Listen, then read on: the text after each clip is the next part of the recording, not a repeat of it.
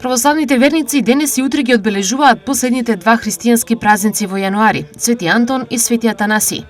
Свети Атанасиј е роден во Александрија. Дел од животот го поминал во пустина заедно со Свети Антониј.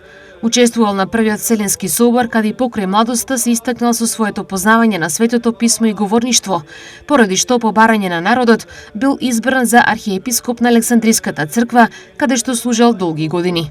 После смртта на Александар дошол на престолот на Александриската епархија токму Атанасиј, но бивајќи гонет од еретиците, бивајќи гонет од аријаните и мелетијците, 17 години поминал во изгнанство, каде што сепак не се предал и се борил за вистината и за чистота вистинска православна вера, со тоа побивајќи ги и Арија и сите други еретици кои учеле различно дека Бог Син дека не е единосуштен на Отецот.